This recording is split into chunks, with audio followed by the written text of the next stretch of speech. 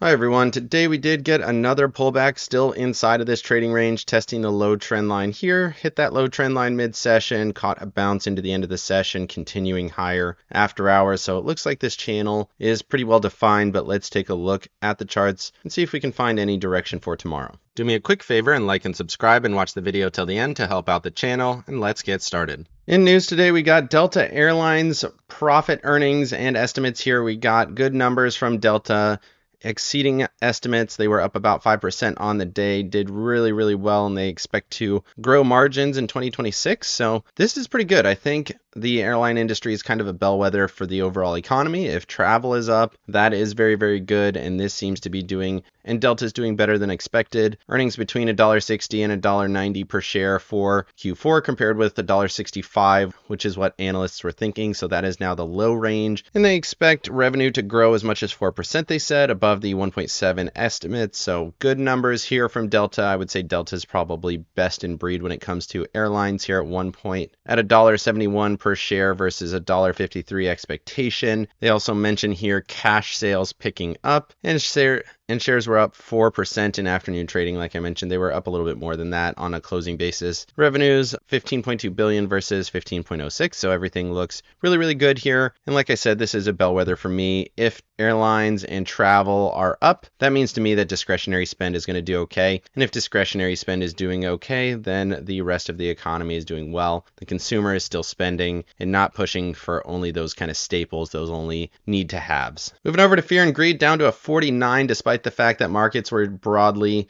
positive or unchanged on the day. They were pretty choppy through the session, but not too different, and you can see step down pretty decently there, continuing to go. If this goes below the 50 line, that's going to be a little concerning. Obviously, this is not like a normal price chart here, but I do think it is relevant. We've come here to 50, bounced, 50 to bounced, 50 to bounced, and now we're here to 49. Does this break structure and go lower here? Is that going to affect markets more broadly? Definitely something to think about. Momentum, neutral, strength, still greed, breadth continues to fade here. It looked okay yesterday. It was really unchanged, but this is saying that it's a little bit lower. We'll take a look at it. Put call ratio elevating here just a little bit off of that extreme greed area. You can see kind of a low, higher low setting up potentially, which is not what we had been seeing. Each of these lows was subsequently lower. And then volatility still basically unchanged, still kind of right on that 50 SMA. Safe haven demand fell a little bit, junk bond demand elevated a little bit, still extreme greed, still extreme fear there. Moving over to seasonality just for a moment, reminder here from the weekend video, this is still a bullish period. Bullish this week, bullish next week, really for the first 3 weeks, expected to be bullish across markets. Moving over to the economic calendar here, you can see 30-year bond auction came in a little bit higher. Those initial and continuing jobless claims also did not get reported, so I suspect that these will not get reported. They are still on the calendar, which is interesting, but we'll see that. But like I said, other jobs data didn't come in. We'll see if this comes in tomorrow morning at 8:30. Unemployment rate expected to stay flat. Private non-farms, really low numbers, but still positive. Want to see that stay positive. And then Michigan inflation expectations should get that data either way. Moving over to the charts, looking at the S&Ps here, you can see it was down about 1/3%. Momentum bearish on the daily charts, really been flipping, been very little momentum, still kind of melting up here, and you can see it on the hourly chart as well. Hit the low, bounced, hit the low, bounced. We're going to see if we get either a higher high or a lower high set up in here. So far, this structure has been quite bullish. Had kind of a rising wedge structure, broke down, and then bounced immediately back into that structure. Is this kind of a breakdown, retest breakdown potentially? Be watching for that tomorrow, but so far, still grinding upwards from lower left to upper right. Moving over to the S&Ps here on the Tasty charts, you can see it hit that upper band yesterday, sideways choppy, sold to the lowest band. This is sideways choppy action, still slightly higher low, still coming off of that 144 EMA, which right now is sitting at 670.07 right in here. Want to see that hold. It is technically bearish conditions on the hourly chart, but this has been flipping back and forth here. You can see bearish to bullish, back to bearish currently, but you can also see that movement after hours going a little bit higher here, still looks okay. And then looking at the SPY charts here, 8 EMA continues to be support at 669.35, hit that level, bounce, still stuck between the 9 and that upper ATR band, just continuing to grind slowly higher, still up and to the right. Moving over to the Qs here, you can see same kind of thesis, right? Low, higher, low, high, higher, high. Came down mid-session, bounced off that 55 EMA on the hourly chart, continued to look good there. Still down on the day, 0.12, but closed above the midpoint of the candle. You can see going higher here after hours. Like to see that. Want to see it push to that trend structure in there around 614, I think, is the play. Momentum slightly bullish, RSI slightly bullish. Momentum on the daily chart also bullish. Continues to be a bullish structure. Moving over to the Qs here, you can see on the Tasty chart, same thesis as the SPY charts. 8 EMA continues to be support, came down into that area and then bounced. Upper ATR band continues to be resistance. Right now that is 615.44, and that'll continue to drift higher here. Continues to be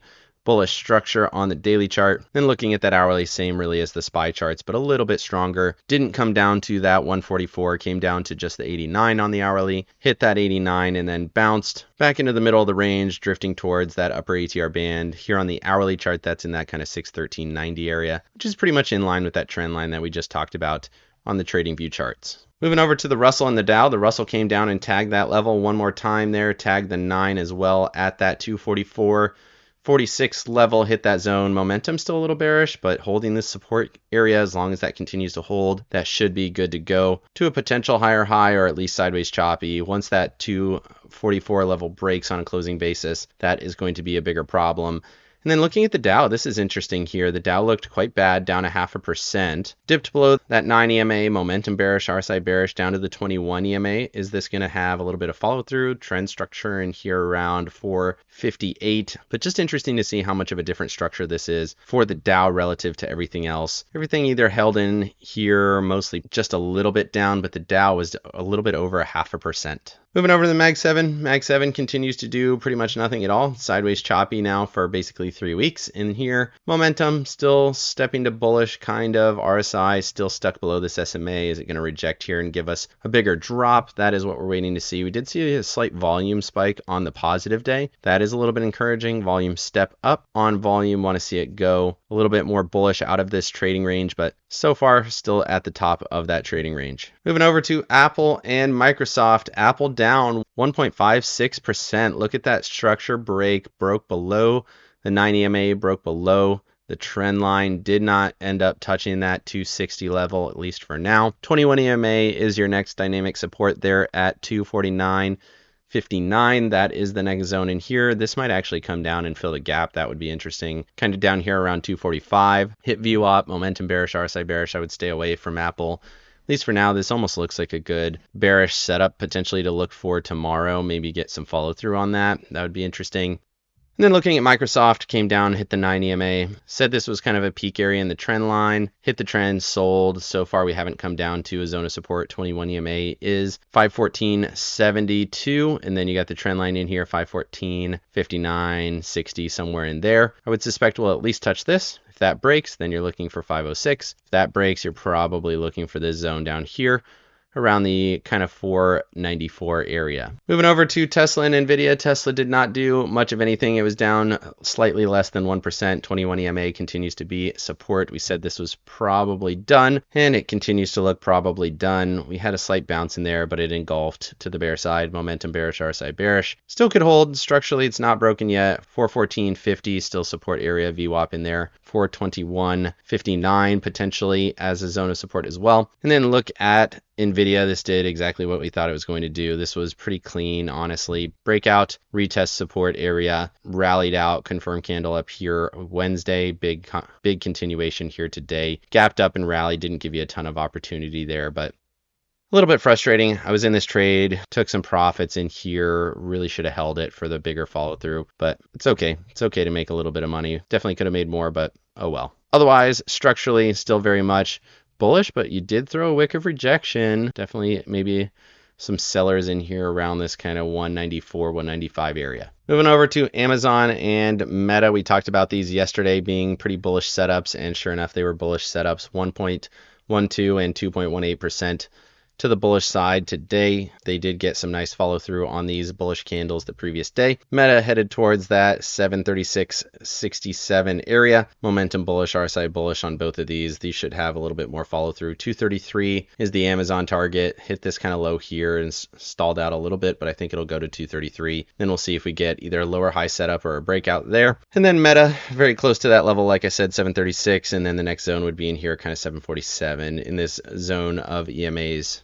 consolidated VWAP in there as well. Moving over to staples and discretionary. Staples was positive about 1/3%, still holding this base in here. Still believe this is going to roll to the bull side eventually. It's just taking its sweet time to put in that base here. And then discretionary sold a little bit more, down about 0.5%, sold closer to that 55 EMA. Momentum bearish, RSI bearish, still gapped below that support level at 235.85. This is broken down here now with that double top, broke below this midpoint here. Do believe this should have a little bit more bearishness to go. Moving over to real estate and energy, wanted to highlight these are both structurally breaking here, probably why we're seeing the Dow sell a little bit. This has been 4 days in a row of bearishness.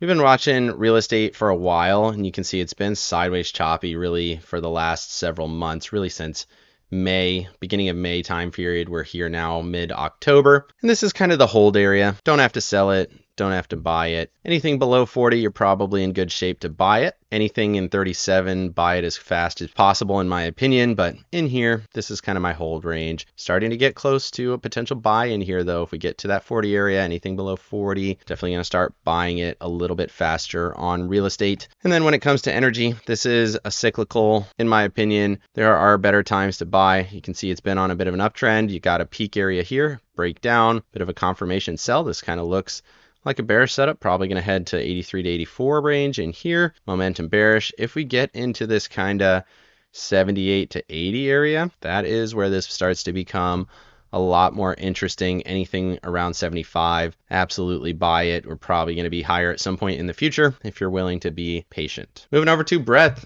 big dip here on breadth for the Thursday. Look at that candle, down 14.8%, and markets hung in there really, really well. So you got the Mag 7 hanging in there, holding up markets. Makes sense why the Qs did the best. Surprised to see the Russell didn't fall as much as you would expect with this much of a move here. Same really on 50-day. Let's go ahead and extend this out.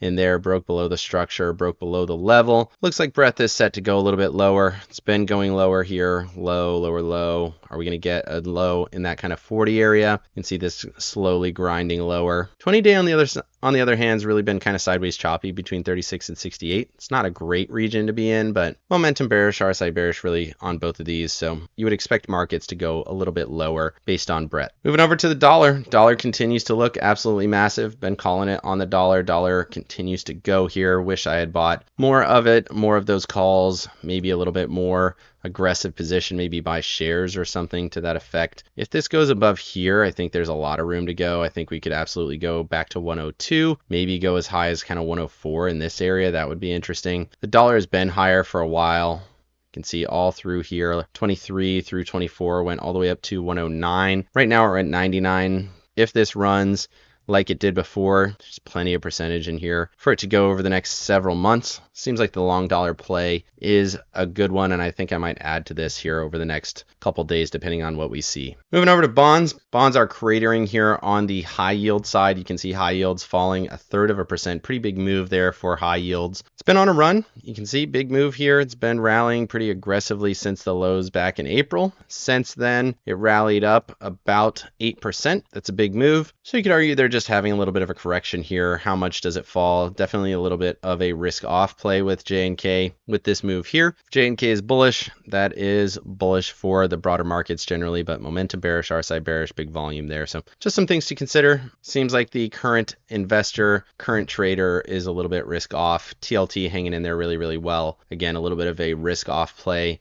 buying these longer term government bonds. Moving over to the VIX, even with all of that concerningness that we just talked about, the VIX does not seem to care. It seems to be flat here. It's still a little bit elevated. We talked about that yesterday. Really the last several days, it's slightly elevated, still above the 55, still above 21 EMA, but the momentum's fading, RSI is fading. Markets really aren't falling with breadth, so we'll see. Can this hang in there, or are we going to get a bigger spike in the near future? I would say This looks more like it's faded out here and we're going to roll down, get one more peak push, and then we'll probably see a bigger spike. That's what I'm looking for. Moving over to my accounts, I made a little bit of money on the day here. You can see I did add some positions, decided to go a little bit more bullish today. I had the Q's position going into the day from yesterday. That did fine. That was slightly bullish. Rolled out to 611 for tomorrow. That's also in a good position, basically right at the money for tomorrow. For $1.65 credit, positive on both of those. The dollar position also doing well. IWM position also going a little bit higher here for tomorrow. 246 call sold against it for 62 cents. Kind of wish I was a little more aggressive here, but so far after hours seems to be in good shape. Let me know down in the comment section what you think of the Delta Airlines earnings. How are we going to do for this next earnings season? Let me know. Is this indicative of the economy? Do you care at all? Put it in the comments. Otherwise, like and subscribe if you got any value out of this video. Make sure you hit the bell so you don't miss out on any future episodes. Of course, none of this is financial advice. This is all for entertainment purposes. Good luck in your trading and have a great day.